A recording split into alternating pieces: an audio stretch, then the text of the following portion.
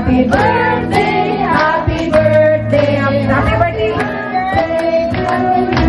Okay, happy birthday, Tatay Digong, yay! Happy birthday, Tatay Digong, yay! Happy birthday, happy birthday. Happy birthday, Tatay Digong! Happy birthday, Tatay Digong! Matuloy ang Pilipinas! Matuloy! Wabarakatuh. Madayang mayo adlaw kaninyong tanan. Magandang araw sa inyo lahat. Today, we celebrate the birthday of my father, our former President, Rodrigo Roa Duterte. To all the parallel support groups, volunteers, and the millions of Filipinos here and abroad who organized celebrations to honor him, maraming salamat sa inyong walang sawang pagmamahal at katapatan. Your loyalty to him is a testament to a leadership that truly prioritized the safety and dignity of every Filipino family. But as we celebrate, we also stand firm. The defense of his rights is a defense of our national sovereignty. We must remain vigilant against the weaponization of the law and the unconstitutional intrusion of foreign bodies that seek to bypass our own courts. Our justice system must remain independent, serving only the mandate of the Filipino people and never the interests of foreign powers. To the Filipino people, thank you for being our strength. Through the storms and challenges, your resilience remains our inspiration. Patuloy nating ipaglaban ang dangal ng ating bansa. Mahalin natin ang Pilipinas para sa Diyos, sa bayan, at sa bawat pamilyang Pilipino. Syukran.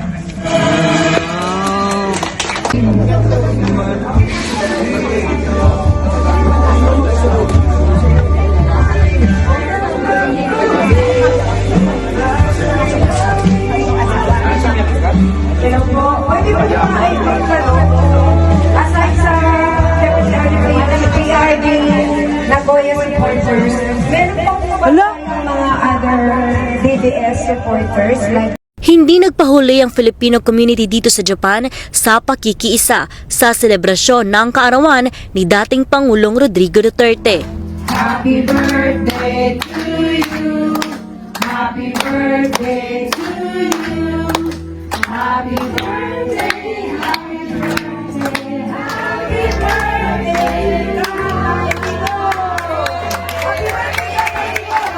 Iyan ang pagbati ng mga Pilipino sa Nagoya sa 81st birthday celebration. Well, kung sa Pangulo lang, lahat po ng mga naniniwala sa kanya, he is the best and the best good leader in the Philippines.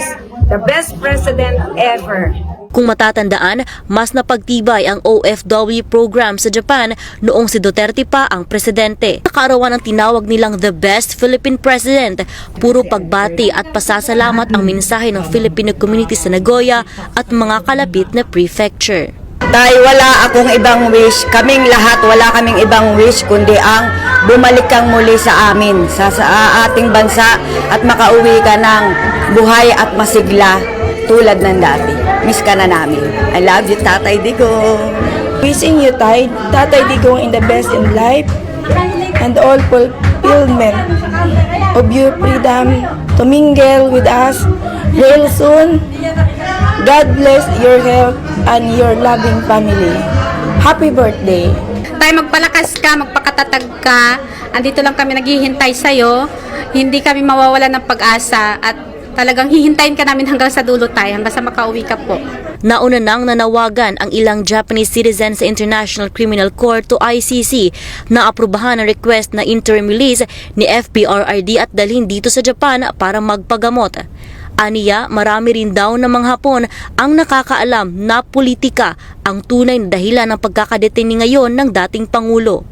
Kaya hiling ng Filipino community sa Japan, magpagaling siya, magpalakas, at isipin niya na balang araw hindi siya magtatagal yan sa loob, makakalabas ka rin at makapiling mo kami dito sa Japan. May nag-aantay dito sa iyo na magkasama-sama sa tuwa at sigla. lalo na para sa ating bansang Pilipinas. I would like to greet first happy birthday Tatay Digong. Ang wish ko lang din ay good health at sana makabalik ka sa atin ng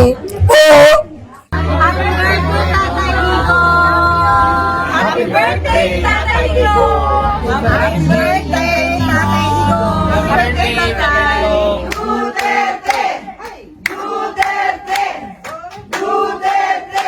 Kahit hindi man sila personal na makarating sa ICC para batiin ang dating presidente, ay nagpapasalamat ang mga Pilipino dito sa Japan sa mga legasiyang iniwan ni FPRRD sa masang Pilipino. Mga proyektong napakikinabangan pa rin ng marami kahit hindi na siya ang Pangulo. Mula dito sa Nagoya, Japan, ito si Diana Flores.